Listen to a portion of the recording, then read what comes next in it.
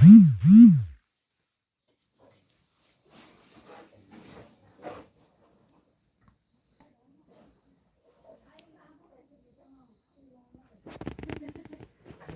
बंदगी सतनाम।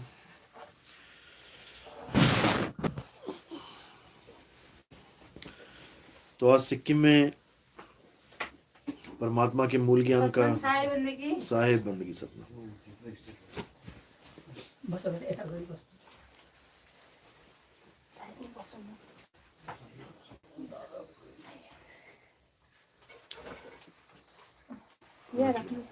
हाँ यही रख दो, कोई बात नहीं।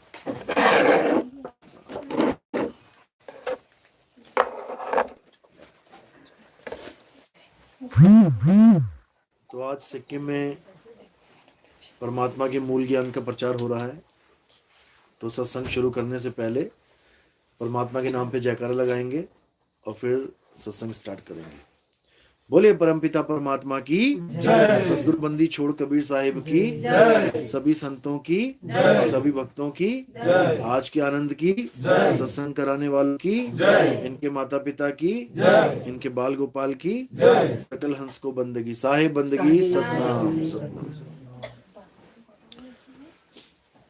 तो आज सिक्किम में मालिक के मूल ज्ञान का प्रचार हो रहा है।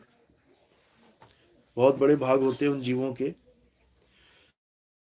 इस मूल ज्ञान को सुन पाते हैं, क्योंकि ये मूल ज्ञान पूरे जीवन में जल्दी सुनने को भी नहीं मिलता। इस मूल ज्ञान के अलावा बाकी जितना भी ज्ञान है आप उसको भरपूर सुनते हो, कोई टीवी के माध्यम से, कोई मंदिरों के मस्जिदों के माध्यम से, कोई कथाओं के माध्यम से। राम जी की कथा, कृष्ण जी की कथा, 7-7 दिन का कथा प्रवचन चलता है, कोई बात नहीं, कथा प्रवचन चलता है, लेकिन उसमें जो ज्ञान आपको मिलता है वो मूल ज्ञान नहीं होता है। वो केवल राजाओं महाराजाओं की, भगवानों की, देवी देवताओं की कहानियां मात्र होती हैं। उनसे आपको जीने की एक नई दिशा मिलती है, जीने की सही तरीका मिलता है, लेकिन मरने का जो सही तरीका है, मरने की जो असली विधि है, यानी शरीर को त्यागने की असली विधि है, वो नहीं मिल पाती। उसी के कारण बार बार गर्भजून में जाना पड़ा है, बार बार माँ बाप बदलने पड़ते हैं, भाई बहन बदलने पड़ते हैं। आज एक माँ बाप को छोड़ना, एक माँ बाप के बिना रहना कितना कष्टदायी हो जाता है। एक किसी की माँ, किसी का पिता एक्सपायर हो जाए तो 1-2 महीने खाना तक अच्छा नहीं लगता, कितना दुख होता है। और सोचो कितनी बार आपके माँ बाप बदले हैं, आप खुद नहीं सोच सकते। इतनी बार आपको मरना पड़ा इस दुनिया में आके। इसलिए मरना पड़ा क्योंकि आपको मरने का सही तरीका नहीं आता। मरने का सही तरीका यानी शरीर को छोड़ने का सही तरीका, बिना किसी मोह के, बिना किसी लालच के, बिना किसी विकार के आप जब इस शरीर को छोड़ते हो तब आप मुक्ति पद को प्राप्त करते हो। नहीं तो वापस फिर उसी गर्भजून में आना पड़ता है, क्योंकि सारे विकारों का जड़ ये शरीर ही है।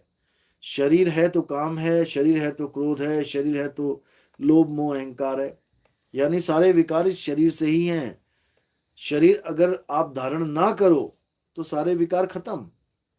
इसीलिए बोला है कि ऐसा गुरु धारण करना चाहिए जो तुम्हें मूल ज्ञान समझाए, और जो तुम्हें पवित्र ज्ञान मिला है उसका भी सत्कार करो, जो तुम्हें अन्य गुरुओं से ज्ञान मिला है उसका भी सत्कार करो, क्योंकि अगर वो ना होता तो आगे का ज्ञान नहीं समझ पाते। यानी अगर आप आज कॉलेज में हो तो पहली से लेके 12वीं तक के टीचरों का भी धन्यवाद करो कि उन्होंने तुम्हें इस लायक बनाया कि तुम इस कॉलेज के ज्ञान को समझ पा रहे हो, नहीं तो तुम नहीं समझ पा रहे होते। इसीलिए पवित्र ज्ञान के जितने भी टीचर हैं, हाथ जोड़ के उनकी भी वंदना करनी है, लेकिन उनके ज्ञान को परम ज्ञान, मूल ज्ञान नहीं मानना है। उनके ज्ञान को उतना ही मानना है जितना वो लेवल का है। यानी पहली क्लास के बच्चे की जो पढ़ाई होती है उसको 8वीं का नहीं माननी है, 10वीं का नहीं मानना है, कॉलेज की पढ़ाई नहीं माननी है, उसको पहले क्लास की पढ़ाई मानो। दूसरी को दूसरे की मानो, 5वीं को 5वीं की, 10वीं की 10वीं को, 12वीं की 12वीं को। उसको कॉलेज का ज्ञान नहीं बोल सकते। इसी प्रकार जितना भी ज्ञान आज तक आपको मिला है, किसी कबीर पंथी ने दिया, किसी नानक साहब के पंथी ने दिया, किसी दादू पंथी ने दिया, किसी भी पंथी ने, किसी ब्राह्मण ने दिया, किसी मौलवी ने दिया, किसी ईसाई धर्म के प्रचारक ने दिया, ये सब किस्से कहानियां, ये सब पवित्र ज्ञान में आता है। मूल ज्ञान इससे बिल्कुल भिन्न है। मूल ज्ञान कोई मंत्र नहीं है, जंत्र नहीं है, तंत्र नहीं है। मूल ज्ञान कोई पूजा नहीं है, आरती नहीं है, अरदास नहीं है। मूल ज्ञान कोई तीर्थ नहीं है, व्रत नहीं है, पूजा नहीं है, पत्थर नहीं है। मूल ज्ञान का मतलब है आत्मज्ञान। आत्मज्ञान ही मूल ज्ञान है। आत्मज्ञानी गुरु मिला है, इसका क्या लक्षण है? इसका ये लक्षण है कि सबसे पहले आप अपने आप को एक शरीर से हटके एक आत्मा जानने लग जाते हो। गुरु तो कर लिया आपने, लेकिन आज तक आपको यही नहीं पता लगा कि तुम एक आदमी हो या औरत हो, लड़का हो या लड़की हो। जब तक तुम्हें यही नहीं पता लगा, इसका मतलब अभी मूल ज्ञान का गुरु नहीं मिला। पवित्र ज्ञान का गुरु जब मिलता है तो वो आपको ये नहीं बताता कि तुम लड़का हो या लड़की हो या आत्मा हो। वो तुम्हें केवल मंत्र जपवाता है, बेटा ये मंत्र जप ले तेरी मुक्ति हो जाएगी, वो मंत्र जप ले तेरी मुक्ति हो जाएगी। यानी वो तुम्हें किसी और चीज से बांध देता है, जबकि मूल ज्ञान का मतलब होता है अपने स्वरूप को जानना, यानी दूसरी चीजों को छोड़ के अपने ही असल स्वरूप को जानना। इसको मूल ज्ञान कहते हैं, इसको आत्मज्ञान कहते हैं। जैसे आत्महत्या का मतलब होता है किसी और की हत्या ना करना, अपनी हत्या स्वयं, अपने शरीर की हत्या स्वयं करना, इसको आत्महत्या कहते हैं। किसी और को मारने पर आत्महत्या नहीं होती। आत्मरक्षा का मतलब होता है खुद की रक्षा करना। किसी कुत्ते को रक्षा करना, बिल्ली की रक्षा करना, चूहे हाथी घोड़े की रक्षा करना आत्मरक्षा नहीं कहलाती। या किसी अन्य आदमी की रक्षा करना अपनी रक्षा नहीं कहलाती। इसी प्रकार आत्मकथा, किसी और के बारे में लिखना, अब आत्मकथा नहीं कहलाती। आत्मकथा का मतलब होता है अपने बारे में लिखना। इसी प्रकार आत्मनिर्भर रहना, आत्मनिर्भर होना, यानी किसी और पे निर्भर नहीं रहना, यहाँ तक कि अपने गुरु और अपने परमात्मा पर भी निर्भर ना रहना, ये आत्मनिर्भरता कहलाती है। कि तुम अब किसी पे निर्भर नहीं हो, तुम अपना आत्मनिर्भर हो, यानी खुद पे निर्भर हो। तब जाकर आप समझ में आएगा कि आत्मज्ञान का मतलब होता है खुद को जानना, ना कि किसी और चीज को जानना। कोई मंत्र नहीं जानना, कोई तंत्र नहीं जानना, कोई पूजा पाठ अरदास नहीं जानना, मंदिर मूर्त कुछ नहीं। जब ये ज्ञान आपको मिल जाता है तब समझ जाओ कि अब आप आत्मज्ञान की ABCD समझ पा रहे हो। अगर इस चीज को आप नहीं समझ पा रहे हो तो भूल जाना कि तुम्हें कोई आत्मज्ञानी गुरु मिला है। कोई नाभि पे ध्यान करवाता है, जहां पर भी तुम लिखा देखो नाभि, किसी भी गुरु की फोटो लगी हो और वहां पर लिखा हो ना, अगर कहीं पर भी किसी भी गुरु की फोटो के साथ चक्रों की फोटो लगी हुई है, 7 चक्र, तो समझ जाना कि वो भी अधूरा गुरु है, वो आपको पार नहीं कर सकता। वो आत्मज्ञान की जगह चक्र ज्ञान दे रहा है, वो आपको चक्रों में उलझा रहा है। किसी भी गुरु के साथ कोई मूर्ति पूजा, कोई तीर्थ व्रत की फोटो लगी हुई है, तो समझ जाना कि वो आपको तीर्थों में घुमाने की बात कर रहा है, वो आपको आत्मज्ञान नहीं दे रहा है। इसी प्रकार बहुत सी चीजें हैं जो आपको पथभ्रष्ट करने के लिए ये ताकतें बैठी हुई हैं। ये कौन लोग हैं? ये काल के भेजे हुए दूत हैं, जिनको कबीर सागर में अच्छी तरह बताया गया है कि धर्मदास ये काल बहुत शातिर है, ये मेरा ही नाम लेके पंथ चलाता है। जितने भी मैं इन गुरुओं की बात कर रहा हूं, आप जब इनको झांकेंगे तो ये कबीर साहब की तरह ही बैठे होंगे। कोई कबीर साहब की फोटो पीछे लगा के बैठा होगा, कोई कबीर साहब की तरह टोपी लगा के बैठा होगा लंबी सी। ये टोपी लगाने वाले गुरु असल में टोपी पहनाने वाले गुरु हैं। आपको ऐसी टोपी पहनाएंगे कि आपको ज्ञान से अज्ञान की तरफ ले जाएंगे। कबीर साहब ने इन सब का खंडन किया है। कबीर साहब ने हर उस चीज का खंडन किया है जो आपसे आपको ही जुदा कर दे।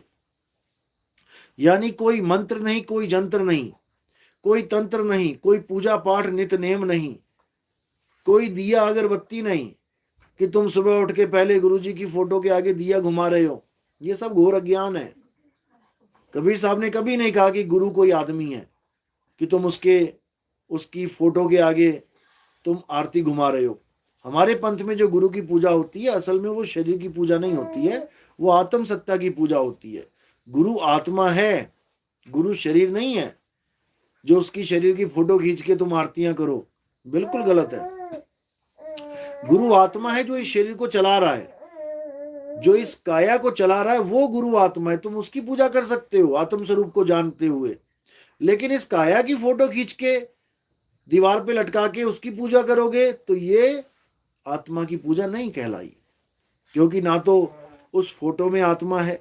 अगर वही फोटो हवा से गिर जाए तो पता लगा 2 साल पड़ी रहे उल्टी, वो गुरु खुद सीधा नहीं हो सकता जो तुमसे अपनी पूजा करवा रहा है जिस शरीर की।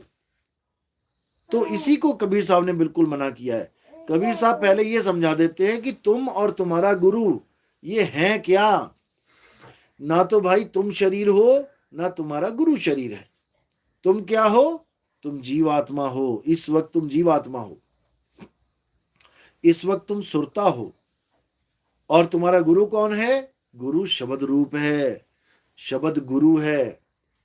इसी को बार बार समझाया गया। शब्द गुरु सुरत धुन चेला, मिले परस्पर भया अकेला। ना कोई गुरु ना कोई चेला, तो उड़ जा हंस अकेला।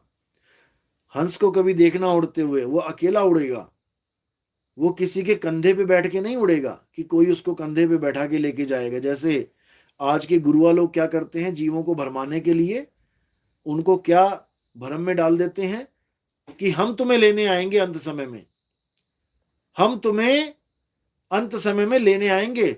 अगर उनसे एक बार पूछ लो गुरुजी मेरा अंत समय कब होगा, वो तारीख वो डेट बता दो, मुझे समय बता दो ताकि मैं पहले से तैयार हो जाऊं, वहीं पे उनकी भैंस मर जाएगी। जैसे भैंस मर जाती है ना और मुंह लटक जाता है, क्यों? एक तो 50-60 हजार की, लाख रुपए की भैंस मरी, ऊपर से जो रोज 15-20 हजार रुपए आ रहे थे, 1500-1600 महीने के 15-20 हजार, वो भी गए, दूध भी गया। ऐसी हालत हो जाएगी उन लोगों की। आप लोग को खुद पूछना पड़ेगा। ये कोई गुरु नहीं कहेगा कि मैं चालाकी कर रहा हूं। ये कबीर वाणी समझाती है कि कौन चालाकी कर रहा है। अपने स्वरूप को जान पाए ना अपने गुरु को जान पाए। खुद को भी एक लड़का एक लड़की मान के बैठे रहे और अपने गुरु को भी एक आदमी और औरत मान के बैठे रहे। यानी शरीर खुद भी अपने आप को मान लिया और शरीर गुरु को भी मान लिया, अपने संत को भी मान लिया। तो ये दोनों कहाँ जाएंगे? गुरु और चेला दोनों, ये दोनों 184 में जाएंगे। इनको कुत्ता बिल्ली हाथी घोड़ा बनना पड़ेगा, क्योंकि वो गुरु पूर्ण गुरु नहीं है जो अपने स्वरूप को ही नहीं जानता। जिसके लिए कबीर साहब ने बोला, कहते गुरुआ तो घर घर फिरे, कौड़ी केर 50, अपने रूप की खबर नहीं, शिष्य करण की आस। यानी ऐसे गुरु कौड़ियों में मिलते हैं बाजार में, जिनको अपना रूप नहीं पता होता और शिष्य करने की आस लगा लेते हैं। यानी बहुत बड़ा गुरु बनने का ख्वाब देख लेते हैं, बना भी लेते हैं चेले। ऐसी बात नहीं है, आजकल तो ऐसे ऐसे गुरु हैं क्या बताया जाए। चेले बनाने में नंबर 1 है, उनको पता है आज जनता को क्या चाहिए। झूठ फैलाते हैं कि हमारे पास आ जाओ, बीमारियां ठीक हो जाएंगी, भूत प्रेत ठीक हो जाएंगे। खुद अपने ही गुर्गों से ये हल्ला मचवाते हैं, ये शोर मचवाते हैं कि मैं भी ठीक हो गया, मैं भी ठीक हो गया। मौत पब्लिसिटी करवाते हैं, पैसे देके खरीद के लोगों को झूठी अफवाहें फैलवाते हैं कि वहां जाने से मैं ठीक हो गया, मैं भी ठीक हो गया। और देखते देखते वहां हजारों लाखों की भीड़ हो जाती है, क्योंकि उन लोग को पता है कि आज के समय में अगर भीड़ इकट्ठी करनी है तो एक ही काम करो कि भैया तुम्हें दुखों से मुक्ति मैं दूंगा। ये दुखों से मुक्ति का जो ड्रामा चल रहा है, ये धंधा चल रहा है, ये धर्म के नाम पे सबसे गंदा धंधा है, सबसे गंदा। भगवान के नाम पे पैसा लेना अलग बात है, और किसी दुखिया को उसके दुख का, उसकी लाचारी का फायदा उठाना, यह सबसे गंदी राजनीति है इस पंथ में, इस धार्मिक क्षेत्र में। इन लोगों के लिए, इन झूठे गुरुओं के लिए तो साहिब ने बोला है कि झूठा गुरु अजगर बना और 184 जाए, और सारी संगत चींटी बनी तोड़ तोड़ के खाए। यही संगत जिसको तुम भरमा रहे हो, इनका जीवन अनमोल बर्बाद कर रहे हो, ये चींटी बन बन के तुम्हें तोड़ तोड़ के खाएगी, मारेगी नहीं शेर बन के कि हिरण का गला दबा दिया और एक ही झटके में हिरण को मार दिया। नहीं, तोड़ तोड़ के खाएगी। यानी मरने भी नहीं देगी तुम्हें, और तुम्हारी मरने से भी बुरी हालत कर देगी। ये गुरुओं के लिए बोला है कबीर साहब ने, गुरुओं के लिए, जो गुरु पद पे, हुजूर पद पे बैठे हुए हैं, जो ये उन लोगों के लिए भी बोला है। ऐसा नहीं है कि केवल चेला ही धक्के खाएगा 84 में, गुरु भी धक्के खाते हैं, गुरु भी धक्के खाते हैं। इसीलिए साहिब ने बोला है गुरु करो जान के, पानी पियो छान के। बहुत सोच समझ के गुरु धारण करना चाहिए। गुरु का ज्ञान क्या है पहले उसको समझना चाहिए। जब तक गुरु का ज्ञान समझ में नहीं आया, नाम दीक्षा नहीं लेनी चाहिए, क्योंकि बहुत बड़ी दिक्कत में आ जाता है ये जीव गुरु धारण करने के बाद। क्योंकि ये गुरुआ लोग ऐसा फंसा देते हैं उसे कि तूने अगर गुरु बदल लिया तो 184 में चला जाएगा। अब बेचारा एक गुरु बना लिया, एक तो ऊपर से अब डर जाता है कि कहीं मुझे पाप ना लग जाए गुरु छोड़ने का। ऐसे ऐसे गुरुआ लोग उलझाते हैं जीवों को। जबकि कबीर साहब ने कभी नहीं कहा कि एक गुरु बदलने पर या 2 गुरु बदलने पर या 3 गुरु 10 गुरु बदलने पे पाप लगता है। कबीर साहब कहते हैं जब लग मिले नहीं शब्द वो सांचा, तब लग गुरु करो 10 पांचा। जितने मर्जी गुरु करो, जब तक तुम्हें सच्चा ज्ञान ना मिल जाए। लेकिन कौन परख रहा है? परख कौन रहा है कि मेरे गुरु ने जो ज्ञान दिया वो सच्चा है झूठा है? किसने परखा आज तक? एक भी चेला बोल दे कि मेरे गुरु ने जो ज्ञान दिया था मैंने उसको परखा और मुझे वो ज्ञान पूरा नहीं लगा। सब आंखें बंद करके, कान बंद करके बैठे हैं। जो गुरुजी ने दे दिया वही सत्य है, चाहे वो कुछ भी हो, चाहे वो ऐसा नाम हो जो कभी किसी ने सुना ही तक ना हो, चाहे वो ऐसा नाम हो जिसका कोई अर्थ ही नहीं निकलता हो, चाहे वो ऐसा नाम है जो 52 अक्षरी नाम है, हिंदी पंजाबी उर्दू फारसी के नाम है। कोई नहीं पूछ रहा गुरुजी को कि गुरुजी जो आपने नाम दिया है इसका प्रमाण क्या है, ये कहां से लेके दिया आपने मुझे ये ज्ञान? ये कबीर सागर में लिखा है या कबीर बीजक में लिखा है या गुरु ग्रंथ साहब में लिखा है? इसका प्रमाण तो दो। क्योंकि इतने सारे गुरु बैठे हैं और हर गुरु अलग अलग नाम दे रहा है। ये कहां लगी है फैक्ट्री नामों की? कहां से उठा उठा के लाते हो ये नाम इतने सारे? तुम खुद गुरु बन के बैठ जाओ और तुम ऐसा नाम देना शुरू कर दो जो किसी ग्रंथ में ना लिखा हो। तुम अलग गुरु बन बैठोगे कि जो मैं देता हूं वो सारी दुनिया में कोई नहीं देता। ऐसा नहीं होता। नाम केवल 2 प्रकार के हैं, एक असत नाम, एक सतनाम। सतनाम एक है और उसको देने वाला भी एक ही है। असत नाम सब हैं और उसको देने वाले भी सब ही हैं। 100 में से एक ही गिनती है जिसको हम पूर्ण कहते हैं। आप 1 से लेकर 100 तक गिनती लिख दो, उसमें से कितनी गिनती पूर्ण है? केवल एक 100 ही है जिसको हम कहते हैं 100%। बाकी 99 तक वो पूर्ण नहीं है। आप 99 सिक्के ले आओ, क्या उससे 100 का नोट बदल सकते हैं? नहीं बदल सकते। 1 रुपया कम ही रह जाएगा वो, तो 100 रुपया कम मिलेगा। हम परख कैसे करें कि हमें जो गुरु ने दिया है वो ना तो तुम्हें दिखाई कि पेट्रोल कितना गया और ना डालने वाले को दिखाई दिया। क्यों? क्या? क्योंकि उसके अंदर पाइप चली जाती है। जब पाइप ही चली गई कार के अंदर तो ना तुमने देखा ना उसने देखा, तो कौन ने देखा? ना उसने देखा तो कौन देख रहा है? कौन बता रहा है कि कितना पेट्रोल गया? देख रहा है? कौन बता रहा है कि कितना पेट्रोल गया? कौन बताता है? मीटर बताता है। और तुम ना तो उसकी शक्ल देखते हो डालने वाले की, ना वो तुम्हारी शक्ल देखता है। दोनों की नजर कहां होती है? मीटर पे। क्योंकि मीटर ही निबेड़ा करेगा कौन सच्चा कौन झूठा। तो कबीर पंथ में मीटर क्या है? कबीर वाणी ही मीटर है। कबीर वाणी मीटर है। अगर कबीर वाणी के अनुसार आपका गुरु आपको नाम दीक्षा दे रहा है तो उसका सजदा करें। हम भी उसको माथा टेकेंगे कि भाई ठीक है, बिल्कुल सही गुरु आपको मिल गया, आपका कल्याण 100% होगा। लेकिन कबीर साहब की वाणी से ही मैच नहीं कर रहा है, जहां कबीर साहब मना कर रहे हैं वही काम करवा रहा है, तो उसको गुरु कहना भी बहुत दूर की बात है। उसको हम काल का दूत कहते हैं।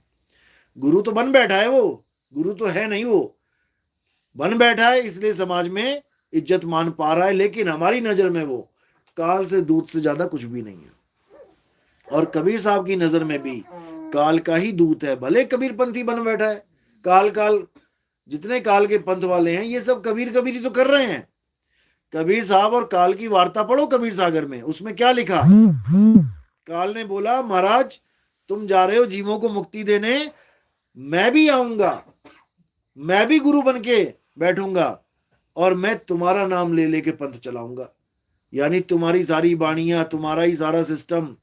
लेकिन जब लोग मुझसे नाम लेने आएंगे तो मैं गलत नाम दे के उनको उलझा दूंगा।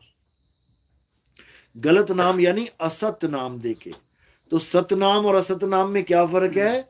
बस एक ही फर्क है, सतनाम बोलने लिखने पढ़ने में नहीं आता और असत नाम बोलने लिखने पढ़ने में आता है। जितने भी 52 अक्षरों से नाम बनते हैं, चाहे वो कोई भी नाम हो, सोहंग हो, गौरी गणेश हो, मूल हो, सुरत हो, कुछ भी नाम है, कोई सत सुकृत हो, मुनिंद्र हो, करुणामय हो, सत कबीर हो, ये सारे नाम नकली नाम है। सत कबीर नाम भी नकली नाम है क्योंकि ये भी बोलने लिखने पढ़ने में आ गया। सत नाम भी नकली नाम है, अगर सतनाम का जाप करो तो ये भी नकली है क्योंकि ये भी बोलने लिखने में आ गया। असली सतनाम बोलने में नहीं आता, वो बोलने में नहीं आता। वो सतनाम केवल इसलिए बोला जा रहा है ताकि तुम उसको समझ सको कि बात किसकी हो रही है।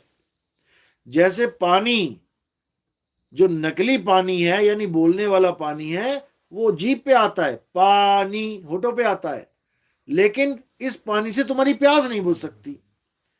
तो वो पानी किस काम का जिससे तुम्हारी प्यास ही ना बुझे? तो कौन सा पानी? ये वाला मुंह वाला पानी जो हम बोल रहे हैं पानी, ये किसी काम का नहीं है। रेगिस्तान में खड़े हो जाओ और जब प्यास लगे तो ये पानी पानी पानी पानी तुम्हारा गला गीला कर सकता है क्या? कभी नहीं कर सकता। तो ये झूठा पानी हो गया, है ये भी पानी लेकिन झूठा पानी। और सच्चा पानी कहाँ है? सच्चा पानी पड़ा है मटके में या जमीन के नीचे या फ्रिज में या नदी में या कुएं में। सच्चा पानी वहां है और उसको जरूरी नहीं कि पानी बोल के पियोगे। भैंस भी पीती है, कुत्ता भी पीता है, हाथी घोड़े भी पीते हैं, बिना ये जाने, बिना ये बोले, बिना ये समझे कि इंसानों ने इसका नाम पानी रख दिया है। केवल इंसानों ने रखा उसका नाम पानी। कुत्ता आज भी बिना बोले, बिना जाने, प्यास लगती है सीधे जाता है तालाब पे, पानी पी के वापस आ जाता है। या नाली में पानी बह रहा हो तो कुत्ता नाली में पानी पी लेता है बिना ये जाने कि इसका नाम पानी है। तो एक पानी हो गया नकली पानी, एक पानी हो गया असली पानी। इसी प्रकार एक हो गया झूठा सतनाम, एक हो गया सच्चा सतनाम। झूठा सतनाम क्या हुआ? जो आपको जपवा दिया गया, कोई भी नाम दे दिया गया, ये सब झूठे नाम है क्योंकि होंठ कंठ जीभ से बोले जा रहे हैं। साहिब कहते हैं होंठ कंठ लागे नहीं और जीभ्या नहीं उच्चार, गुप्त वस्तु जो लख है सो निज हंस हमार। जो उस गुप्त वस्तु को लख लेवे, समझ लेवे, वो मेरा हंस है। गुप्त वस्तु क्या है? क्या है गुप्त वस्तु? ये अक्षर गुप्त है क्या? ये दुनिया भर के अक्षर लिखे पड़े हैं, ये गुप्त तो नहीं है। ये शरीर गुप्त है क्या? दिख रहा है गुरु का भी चेले का भी। ये फोटोएं गुप्त है क्या? सब दिख रही हैं। क्या चीज है जो नहीं दिख रही है? आत्मा। वो आत्म स्वरूप नहीं दिखाई दे रहा है जिसकी वजह से सब चल रहे हैं। वो असली स्वरूप नहीं दिखाई दे रहा अपना, जिसकी वजह से ये नकली स्वरूप दौड़ा दौड़ा फिर रहा है। ये आदमी, ये औरत, ये बच्चा, छोटा बूढ़ा जवान, ये सब नकली स्वरूप हैं। ये नकली स्वरूप उस असली आत्म स्वरूप की वजह से भागे भागे फिर रहे हैं और हम अपने असली स्वरूप को ना जानने के कारण नकली स्वरूप को सत्य माने बैठे हैं। अपना भी नकली स्वरूप प्यारा लग रहा है और अपने गुरु का भी नकली स्वरूप प्यारा लग रहा है, लेकिन असली सतनाम स्वरूप है उसको नहीं जान पा रहे। इसीलिए साहिब ने वाणी में बोला सत्य नाम कोई नाम नहीं, यह है आपन रूप। और जो जाने इस रूप को, जो जाने इस भेद को, पावे आप स्वरूप। वो अपना स्वरूप पा लेता है जो इस भेद को जानता है। जब तक तुम्हें भेद बताने वाला गुरु नहीं मिला, भेद बताने वाले का मतलब होता है जो गुप्त राज बताए, तुम्हें भेद खोले। जब तक वो गुरु नहीं मिला, जब तक तुम्हारी जन्म मृत्यु का ये जो संशय खत्म नहीं हो सकता। तो भेदी गुरु की महिमा कबीर साहब ने खूब गाई है। वस्तु कहीं ढूंढे कहीं और कैसे लागे हाथ, गुप्त वस्तु तब मिले भेदी लीजे साथ। भेदी लीना साथ में दीनी वस्तु लखाए, और कोटि जन्म का पंथ था पल में पहुंचा जाए।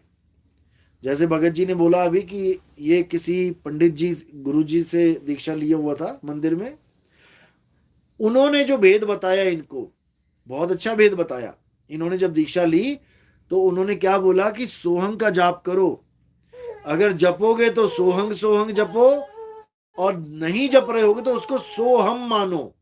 यानी सोहम का मतलब है आत्मा, आत्मा सो परमात्मा, सोहम जो तू सोहम, यानी जैसा मेरा परमात्मा वैसा ही मैं। इस भेद को जब आप जानोगे कि मुझ में और मेरे मालिक में कोई भेद नहीं है, हम दोनों एक ही हैं, तब समझ में आएगा कि मेरा स्वरूप क्या है। नहीं तो अपने आप को आदमी मानोगे, औरत मानोगे, परमात्मा को दाढ़ी वाला कबीर मान लोगे, इससे ज्यादा कुछ नहीं कर पाओगे। लेकिन इन इन इन चीजों से ऊपर उठ जाना है, इनसे ऊपर उठो और सत्य को जानो। सत्य एक है, सत्य आत्मा है, आत्मा के अलावा कोई सत्य नहीं है। इसलिए कबीर साहब ने कहा मोह को कहां ढूंढे रे बंदे, मैं तो तेरे पास में। अब ये लोग कहते हैं परमात्मा कहां है, सतलोक में, और कबीर साहब कह रहे हैं तेरे पास में। अब इनसे पूछो महाराज जी सतलोक कहां है, कौन गया सतलोक, क्या आप सतलोक जाके आए, हमें बताओ कि सतलोक कितनी दूर है, क्या क्या देखा वहां पे, कोई चित्र बना दो, कुछ देखा हो वहां पे, कोई मकान दुकान, तो उसका चित्र बना दो। क्योंकि जो चीज आपने देखा ही ली उसको आप आराम से बता सकते हो कैसा है वो। एक भी नहीं बोलेगा महात्मा जितने कबीर पंथी हैं, केवल ये कबीर साहब की गाय को गा रहे हैं, ये उसको जान नहीं रहे। इसीलिए साहिब ने बोला मेरी गाय गाएगा, तीन लोक में धक्के खाएगा, मेरी गाय बूझेगा, सतलोक को सूझेगा। अगर मेरी गाय केवल गाएगा, जैसे मैंने कबीर वाणी में कह दिया कि मैं सतलोक से आया, परमात्मा ने हुक्म दिया मैं सतलोक से आया मृत्यु लोक में, तो मेरी गाय गा गा के सुनाएगा कि कबीर साहब सतलोक से आए, सतलोक से आए, तो धक्के खाएगा, क्योंकि मैं किसी सतलोक से नहीं आया। सतलोक का मतलब है अपना सत्य स्वरूप। मैं अपना स्वरूप छोड़ के एक बच्चे का स्वरूप धारण करके आया, अपने स्वरूप को छोड़ के एक मनुष्य का चोला धारण करके आया। क्योंकि असली सतलोक हमारा शब्द स्वरूप है, जिसको साहिब ने बोला कबीर सागर में, इसी में लिखा है साहब बिल्कुल, लोक अलोक शब्द है भाई, और जिन जाना तिन संशय जाई।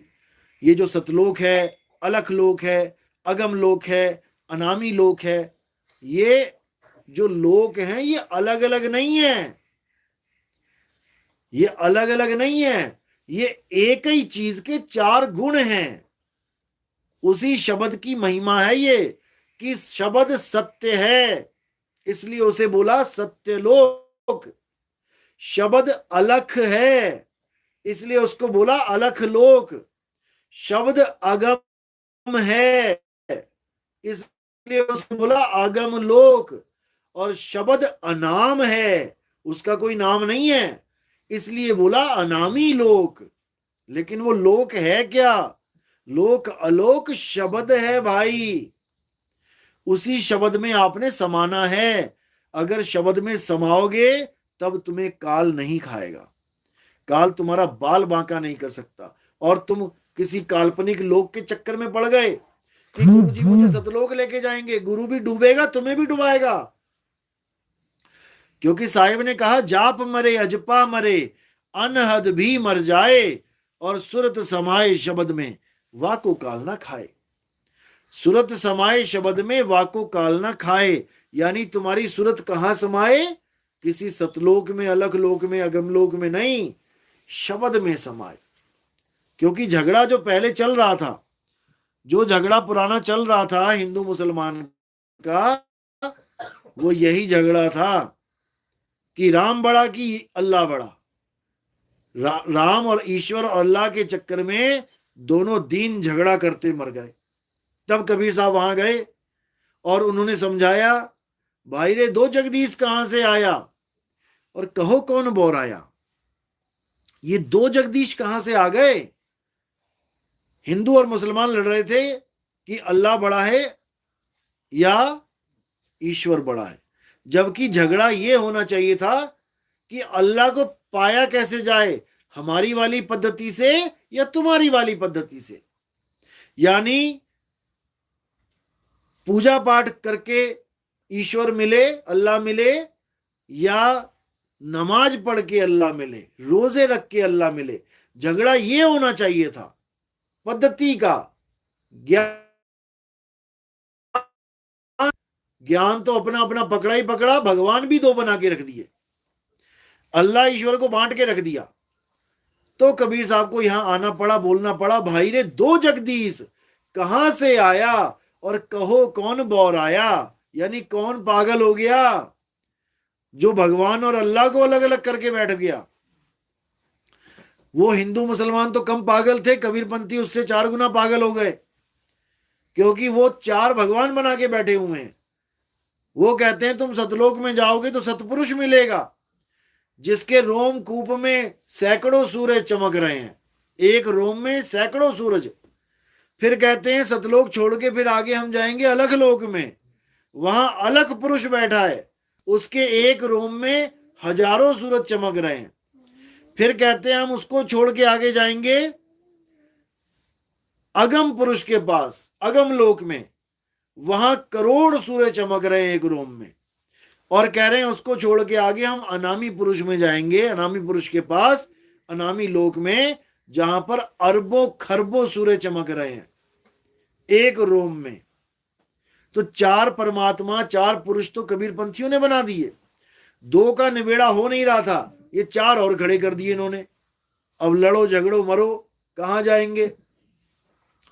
यही कबीर साहब के गुप्त भेद हैं। उन्होंने इसीलिए बोला था कि मेरी गाय गाएगा 3 लोक में धक्के खाएगा। ये सब उनकी गाय को गा रहे हैं, लेकिन मेरी गाय बूझेगा, सतलोक को सूझेगा। मेरी गाय को बूझ लेगा अगर कि मैंने अगर ये बात बोली तो क्यों बोली, इसके पीछे राज क्या है, तो तुम सत्य को जान लोगे। क्योंकि असली चीज है बूझना। कबीर साहब का ज्ञान तोता रटाई वाला नहीं है कि तुमने इतने श्लोक रट लिए, इतने मंत्र रट लिए, इतने नाम जप लिए, तुम्हारी मुक्ति हो जाएगी। कुछ नहीं होगा तुम्हारा। कबीर साहब का ज्ञान है बोध ज्ञान का, बूझने का। ये कबीर सागर पढ़ी है, पहली ही लाइन अगर आप पढ़ोगे तो क्या लिखा है उसमें, सत्य नाम है सार, बूझो संत विवेक करी। संतों को बोला है, क्योंकि संत ही सबसे बड़े निकम्मे बने बैठे हैं कबीर पंथ में, जिनकी मति मारी गई है। चेले तो बाद की बात है, चेले तो तब भी जाग रहे हैं। ये संतों के पत्थर पड़े हुए हैं इनके अकल पे, उसको साहिब लताड़ रहे हैं संतों को कि सत्य नाम है सार, बूझो संत। संतों को कह रहे हैं, संतों बूझो इसको। तुम कहां चक्रों में पड़ गए। संत चक्रों में पड़ गया तो चेलों का क्या हाल होगा। इसीलिए संतों को कह रहे हैं कि सत्य नाम है सार, बूझो संत विवेक करी, उतरो भवजल पार। सतगुरु का उपदेश यही, सत्य नाम को बूझो, क्योंकि सत्य नाम है सार। इस दुनिया में 2 ही चीजें हैं, सतनाम और असतनाम, सार और असार। बस इन 2 को पकड़ लो, इन 2 को पहचानो और असार को त्याग दो, सार को पकड़ लो। जिसके लिए बोला है कि सतगुरु ऐसा चाहिए जैसा सूप सुहाए, और सार सार तो गही रहे, थोथा दे उड़ाए।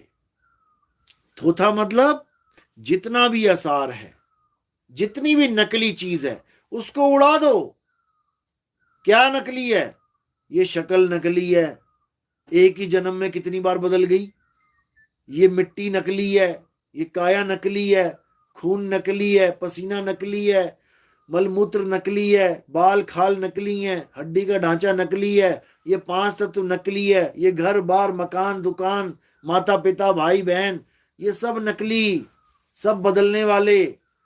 जो बदले सो माया संतों, जो बदले सो माया। जो चीज बदल रही है वो माया है, सब असार है। सार क्या है? सत्य नाम है सार। अब सत्य नाम क्या है, इसको बूझना पड़ेगा। सत्य नाम वो है जो कभी बदलता नहीं। कौन नहीं बदलेगा? जो कभी पैदा नहीं हुआ, जो कभी मरेगा नहीं, जो कभी खत्म नहीं होगा, वो है सार। और वो केवल एक है, और वो है तुम्हारी आत्मा, तुम्हारा आत्मदेव। वही सत्य सार है। उसी का ज्ञान आपको चाहिए। आपको ये तंत्र मंत्र जंतर नहीं चाहिए। गुरुओं से ज्यादा नाम आप जानते होगे, वो क्या देंगे किसी को नाम? ज्यादा से ज्यादा 100-50 नाम जानते होंगे। आप वेद पुराण पढ़ो, आप दुनिया भर के नाम कितने मर्जी इकट्ठे कर लो, गुरु से ज्यादा नाम आप जान लोगे, उसमें क्या बड़ी बात है। लेकिन गुरु से बड़ा भेद नहीं जान सकते आप। जो भेद आपको समझाया जा रहा है, यहां तक आप नहीं पहुंच सकते। यहां तो आपको एक भेदी गुरु चाहिए। इसलिए बोला सत्य नाम है सार, बूझो। बूझो यानी पहेली को बूझो। अखबारों में कॉलम आता है, बूझो तो जाने, यानी पहेली बूझो तब जाने कि तुम्हारा दिमाग कितना तेज है। इसीलिए कबीर सागर में पहली लाइन ही पहेली है, सत्य नाम है सार, बूझो संत विवेक करी, उतरो भवजल पार। सतगुरु का उपदेश यही। इसी एक लाइन में भवजल पार हो जाओगे, क्योंकि तुम सत्यनाम को बूझ जाओगे। सत्यनाम जपना नहीं है, वरना तुम्हें किसी गुरु की जरूरत ही नहीं है। सतनाम सतनाम तो सारे ही कर रहे हैं। लेकिन सतनाम है क्या? जब तक ये बोध नहीं हुआ, जब तक किसी कबीर पंथ में आने का कोई फायदा नहीं है। इससे अच्छा तो तुम रामकृष्ण वालों में ही थे। कम से कम राम को जानते तो थे, राम बोलते थे तो राम को जानते तो थे, हनुमान बोलते थे हनुमान को जानते तो थे, जय माता की बोलते थे जय माता की जानते तो थे।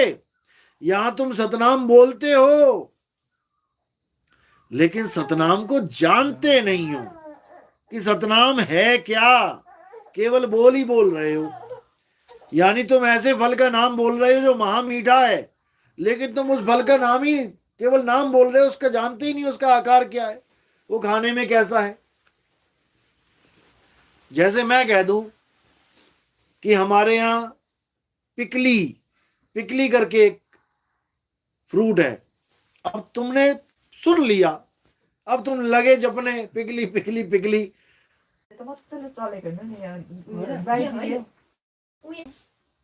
पास है, आपको भेद पता है, तो सतनाम आपकी पूरी मदद करेगा। और अगर केवल सतनाम आपकी पूरी मदद करेगा, और अगर केवल सतनाम आपको पहचानो, तुम्हारा ही सत्य स्वरूप सतनाम का स्वरूप है। तुम्हारा ही आत्म स्वरूप सतनाम है, जिसको बोला गया सत्य स्वरूपी नाम साहिब का सो निज। हमारा नाम और परमात्मा का नाम एक ही है, वो दो नहीं है। तो आज का सत्संग यही समाप्त करते हैं। और जो नाम दीक्षा वाले हैं, प्रथम दीक्षा वाले, वो फोन पे नाम दीक्षा ले सकते हैं, और दूसरी दीक्षा मिलके ही होगी। और अब 13 तारीख को हिमाचल में प्रोग्राम है, वहाँ पे आ सकते हैं। उसके बाद हिमाचल में 4-5 दिन रह के फिर जम्मू और पंजाब के जितने भी राज्य हैं वहाँ पर भ्रमण होगा। पंजाब वाले संपर्क कर सकते हैं। उसके बाद हरियाणा में एंट्री होगी, हरियाणा वाले भी संपर्क करें। उसके बाद राजस्थान, एमपी, गुजरात, महाराष्ट्र और गोवा की तरफ निकलेंगे, वो लोग भी संपर्क करें। 2 दिन में लिस्ट तैयार हो जाएगी और डाल दी जाएगी यूट्यूब पे। साई बंदगी सतनाम, सतनाम, जय सतनाम, साई।